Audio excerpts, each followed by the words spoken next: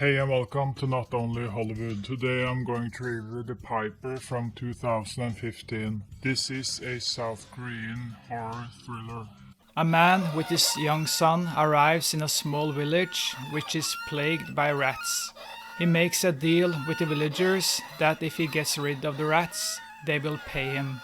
And he needs the money because his son is ill. But when it's time to pay the man after the work is done, they refuse to pay him.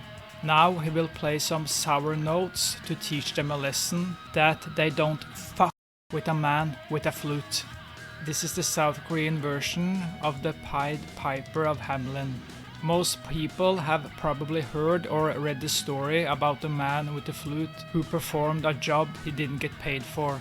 So he did some horrible things to the people that lived in the village. The Piper is quite dark, although it's more cheerful at first.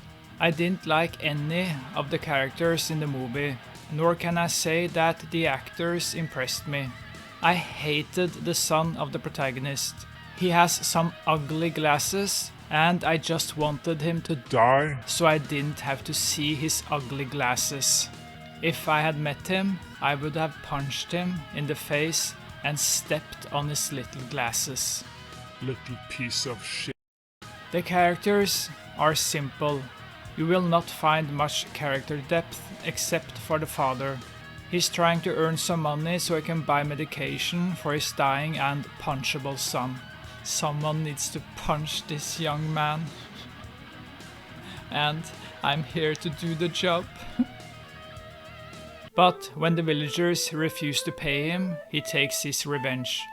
Fear the flute, fear the flute. I think the movie was taking liberties with the original story. I can't remember the rats killing the parents in the village. I know there are different versions of this story, but I don't think I've heard of this version before. But when the characters are so thin, the movie didn't fully engage me. It should be said that I wanted the leader of the small village to die a brutal death.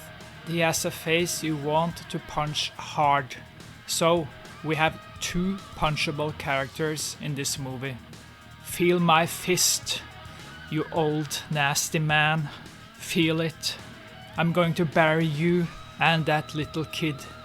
I'm gonna punch you both so hard in your stupid faces.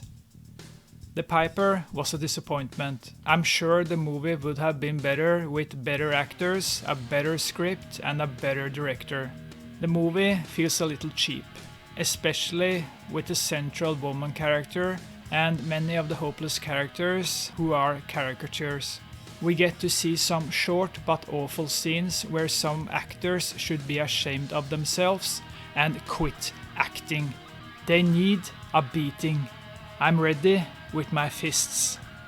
This is the fists of death. The Piper is nothing but a mediocre movie with several poor actors doing their best to ruin the movie experience. From 1 to 10, I give The Piper a 5 out of 10. Thank you for watching, and I'll see you next time. And as usual, sleep well.